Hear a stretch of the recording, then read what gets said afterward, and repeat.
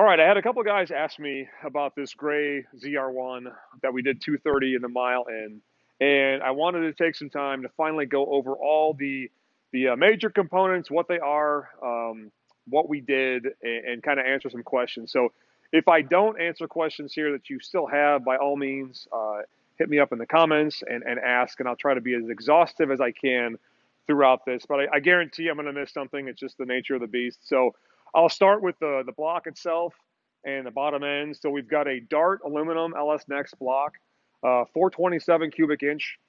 It's got a Callie's Magnum crank. We've got Manley rods and diamond pistons. Moving on from there into the drivetrain, we've got a Monster, I believe it's the LT1-SC triple disc clutch. We're running the stock drive shaft right now, although we do have solid couplers on, the solid aluminum couplers.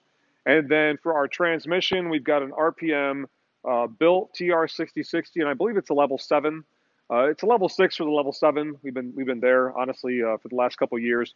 The rear diff is the stock rear diff, so we're on stock drive shaft, stock rear diff, stock rear axles as well. As far as the air side goes for the input, right? We've got our Synergy-esque carbon intake, and I'll get some kind of shots of that. I know you can't see much from where the camera's at right now. Into a 108 millimeter throttle body. That feeds a Kong 2.6 liter blower, and that's through a stock lid. It's a 100% stock lid with the only modification there is the built bricks, so the modified bricks to make them a little stouter. Nothing else inside the lid. On the lid, we've got our aluminum inlets for the intercooler fluid. And then air through the motor, obviously, and then out we've got the Cook's headers, the Cook's X-pipe, and I believe I've got 2-inch headers on this car. X-pipe, and then the Akrapovic exhaust on the back.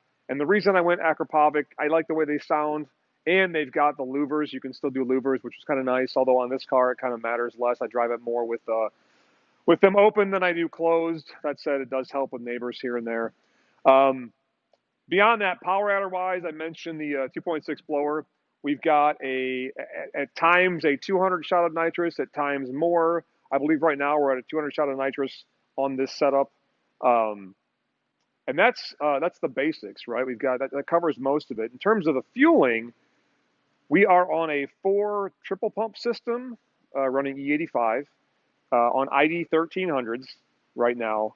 And that's where it's been. The 4 system is newer, but the ID 13s I've had in for 2 or 3 years now, and they have been just great. And I've used them.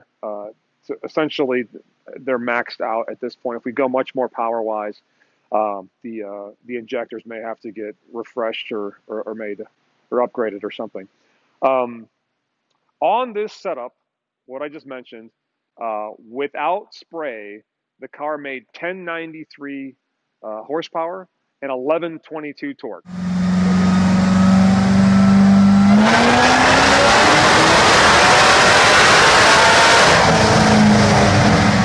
Again, built 427, 2.6 blower, all the supporting stuff, 1093 and 1122.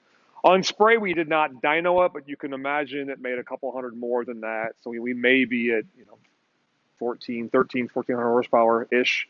And about the same with torque. So yeah, I mean it's a good solid setup for a essentially driven on the street motor car. So yeah, it's been good.